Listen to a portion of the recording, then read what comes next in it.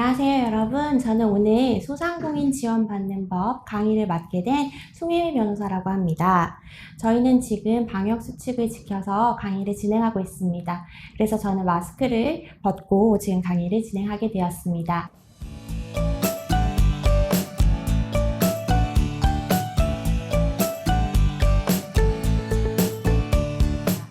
여러분, 오늘 알아볼 주제는 시설 수리 그리고 인테리어 개혁 관련 법적 문제 사례 분석에 대해서 알아볼 예정입니다. 지금 여러분 이런 인테리어 관련해서 분쟁이 굉장히 많은데요.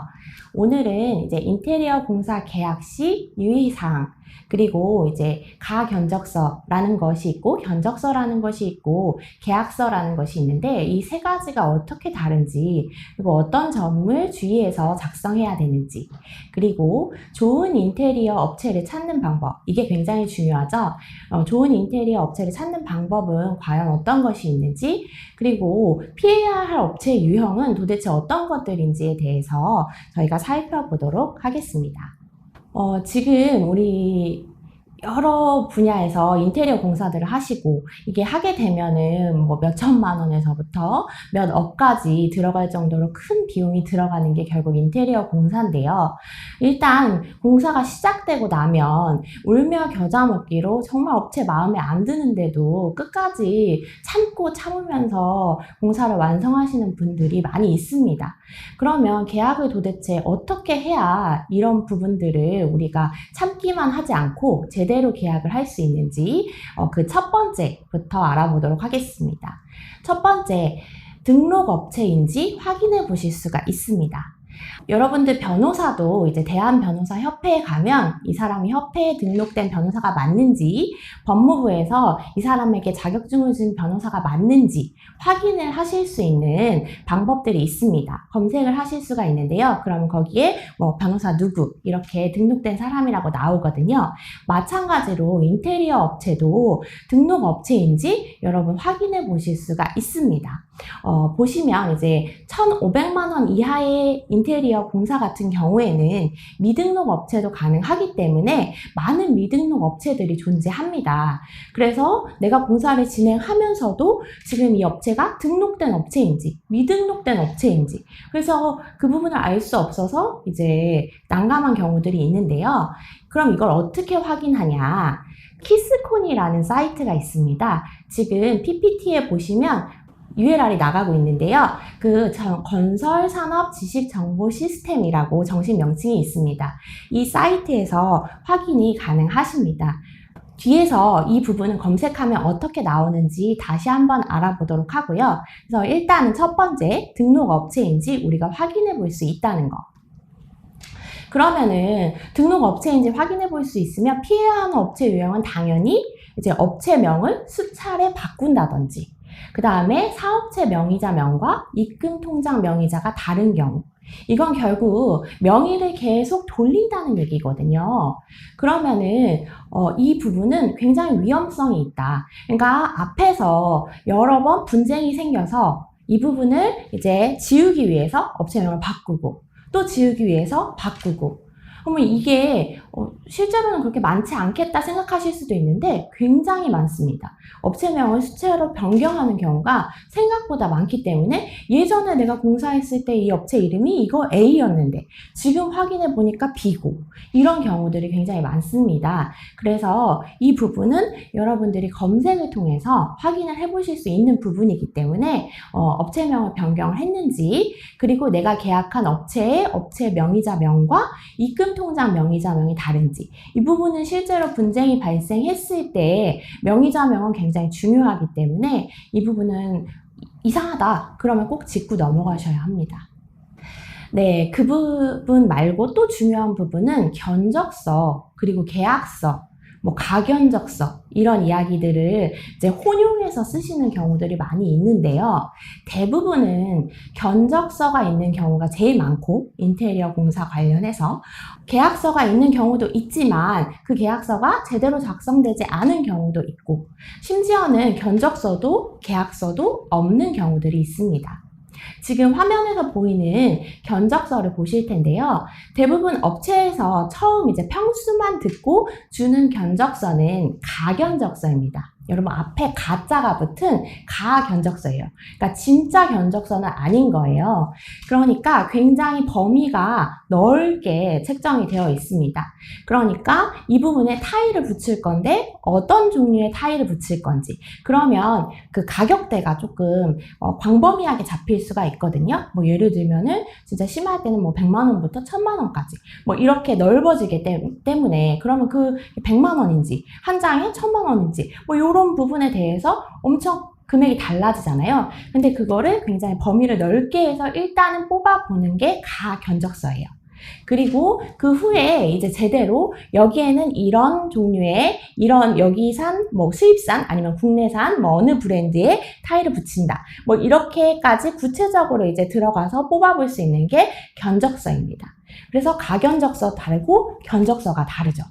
그러면 어떤 게 조금 더 정확하냐? 그러면 가견적서보다는 견적서가 조금 더 정확하게 되겠죠.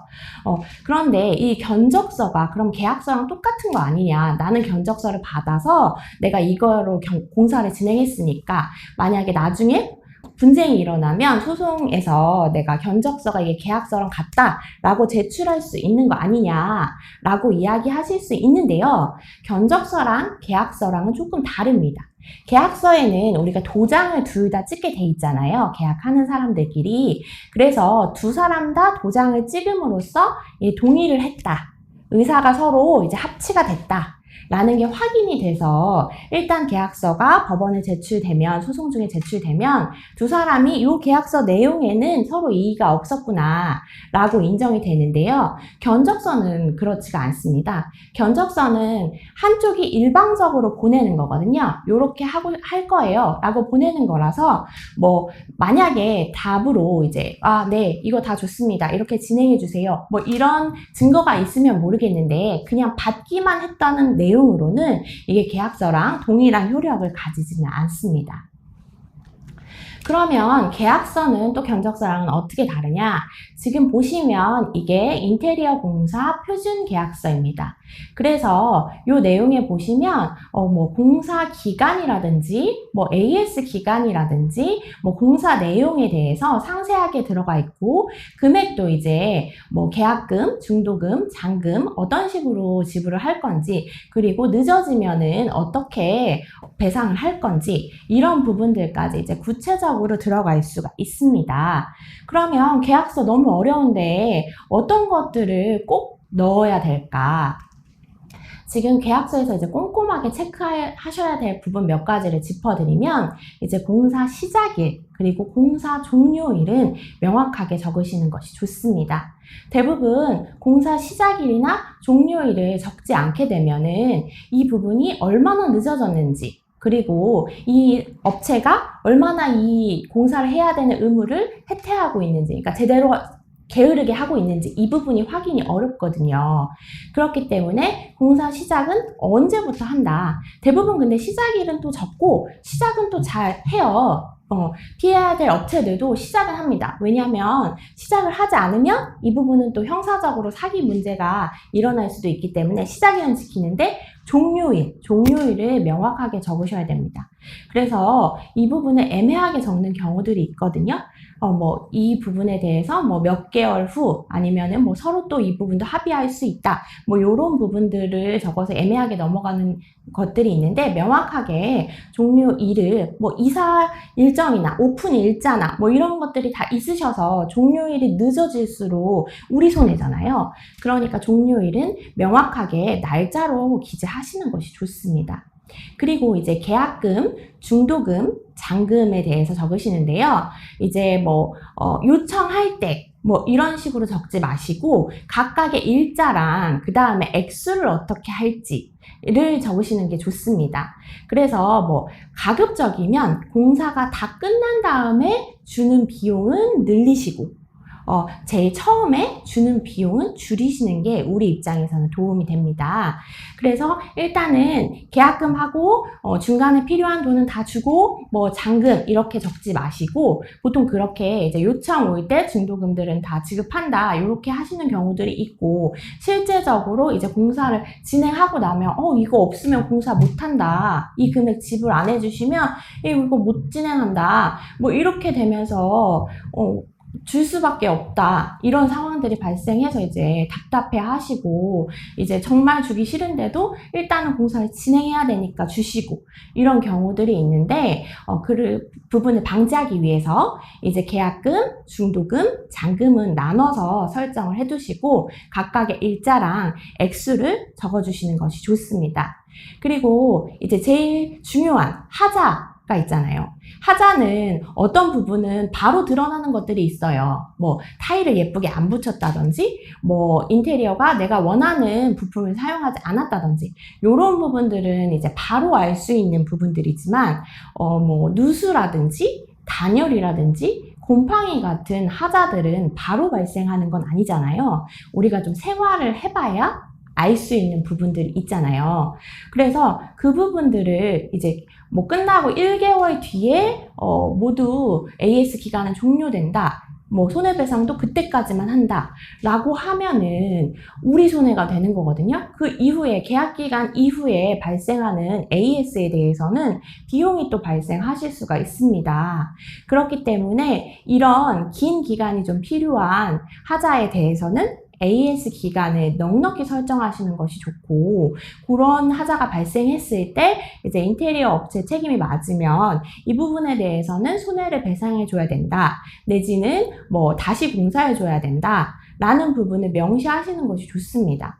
그래서 최대한 AS 기간은 저희가 넉넉히 하시는 것이 좋다고 하는데, 그렇다고 해서 뭐 1년, 2년 이렇게 설치하는 거는, 그렇게 정하는 거는 또 상대방 업체 입장에서는 안 해줄 거 아니에요. 인테리어 업체가 1년 막 이렇게 하면은 당연히 안 해주겠죠.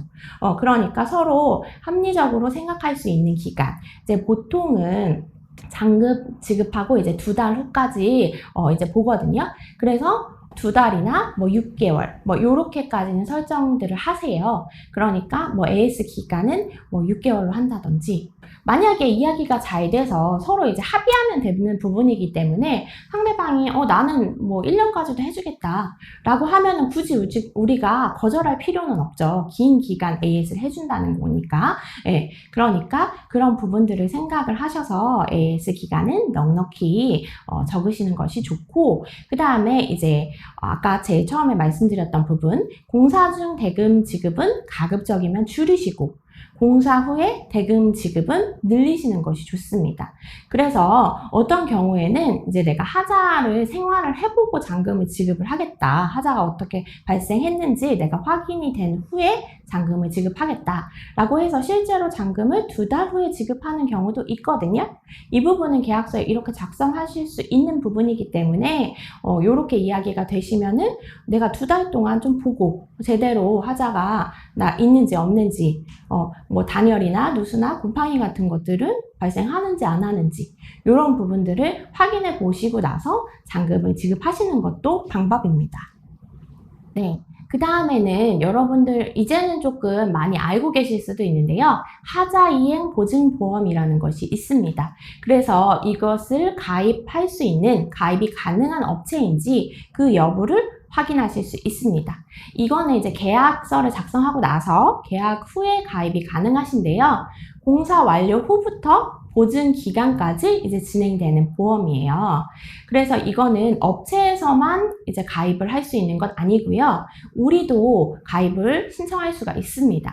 그래서 뭐 업체 측에서 이거는 우리 업체는 가입을 할 수 없다 라고 하면은 이 부분에 대해서는 진짜 이 말이 맞는지 확인을 해 보실 수가 있어요. 그래서 보증기간 내에 하자가 발생하면 업체한테 보상을 못 받을 경우에는 보험회사한테 대신 받을 수 있는 좋은 제도이기 때문에, 그런데 이게 보험회사에 이 부분이 인증이 돼야 되니까 당연히 이 인테리어 업체가 신용도가 좋지 않거나 사고 이력이 크게 있다거나 아니면 잦은 사고 이력이 있다거나 하면은 보험업체가 보증을 안 하겠죠.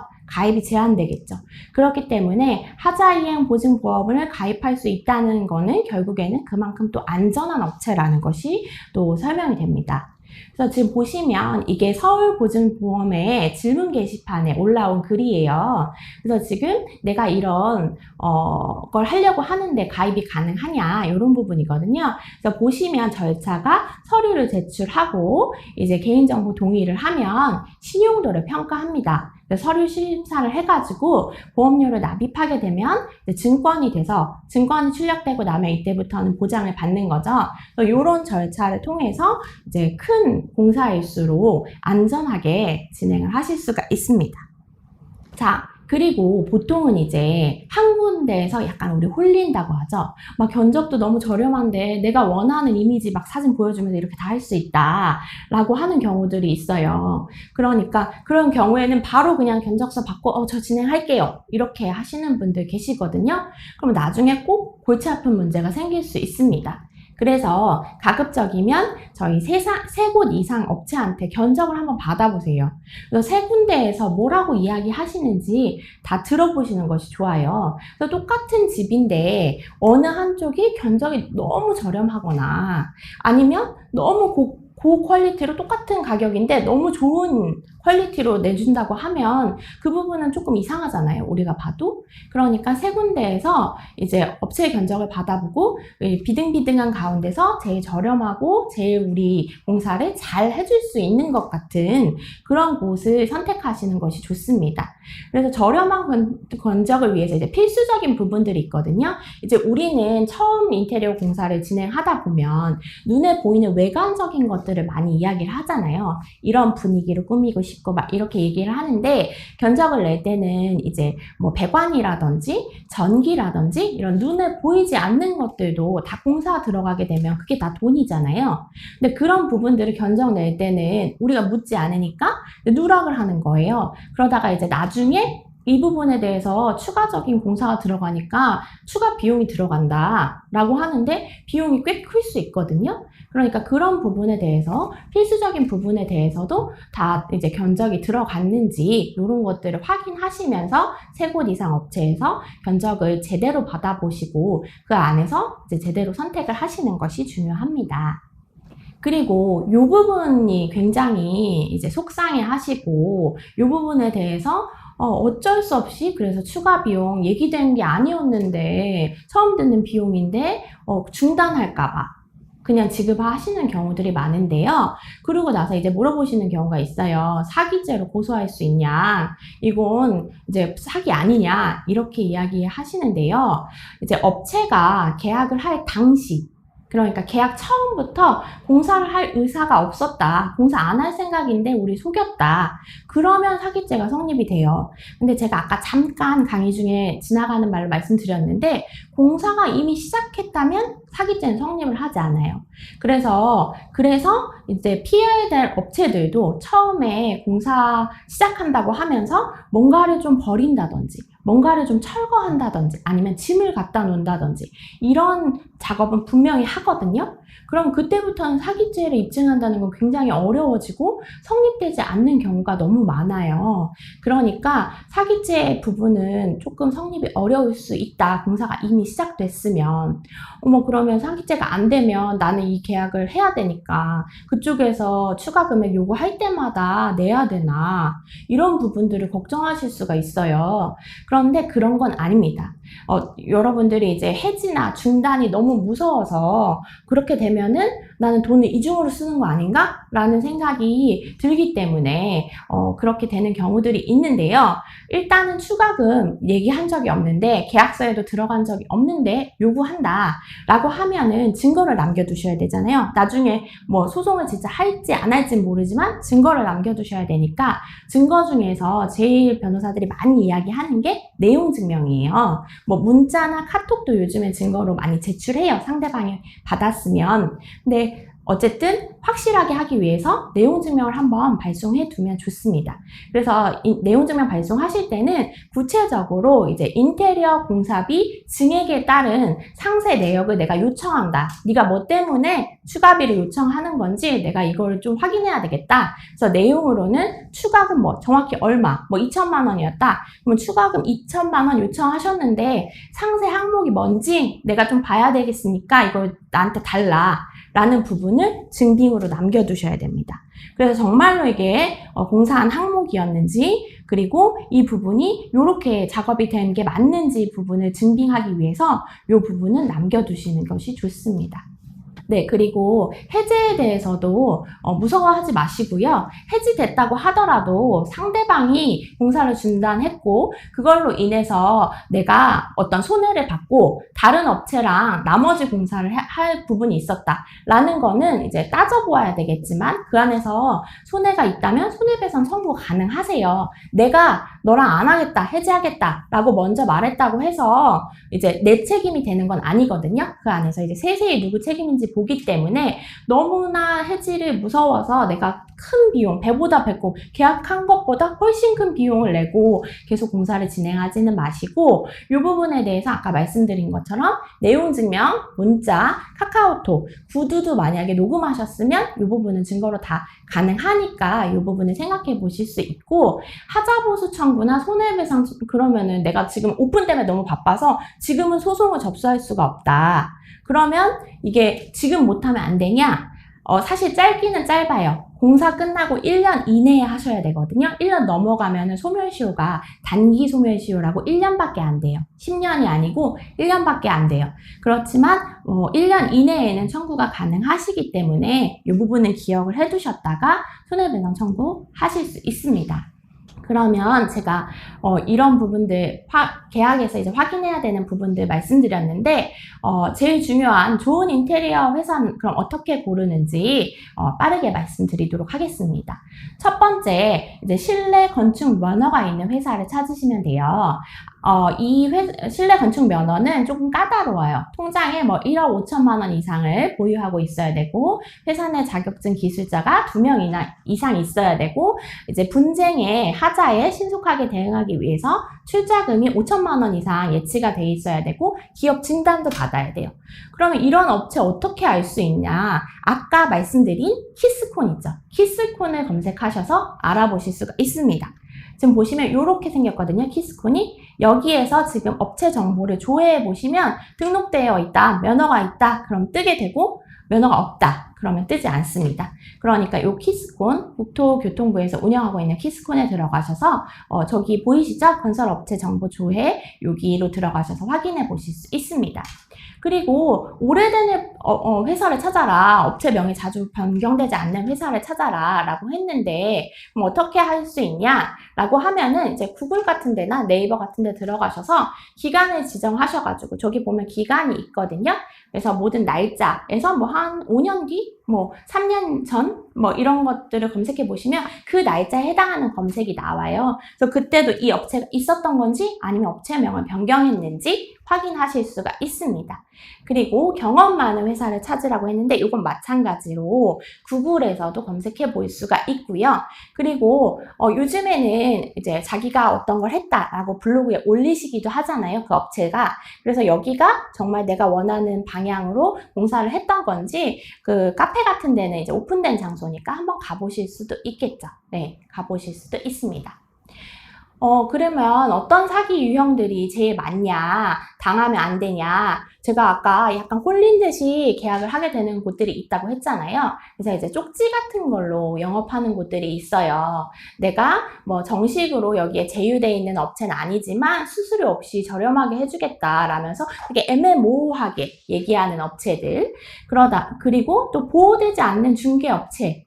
들이 있어요. 이제 중개업체들이 요즘 플랫폼 굉장히 많은데 거기에서 이 인테리어 업체를 인증해주고 뭐 보증해주고까지 하는 건 아니거든요. 그 플랫폼에 올라와 있는 업체들인 거지. 그러니까 그 플랫폼을 믿고 그 업체를 같은 이제 브랜드 이미지로 생각하시고 계약하시면 안 됩니다.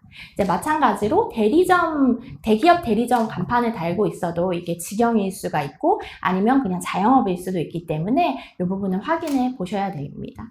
그리고 박람회 같은 경우에서 가끔 잠적하는 돈 받고 인테리어 업체가 잠적하는 경우도 있는데 이런 경우들은 이제 큰 공사들일 경우 이제 다 같이 계약하는 경우일 때 뭐 아파트 새로 신도시인데 다 같이 상가 들어간다. 이럴 때는 이런 경우도 있긴 있습니다. 네. 그래서 제가 인테리어 분쟁에 대해서 그리고 유의하셔야 될 점에 대해서 조금은 어떻게 보면 빠르게 몇 가지들을 말씀드렸는데요.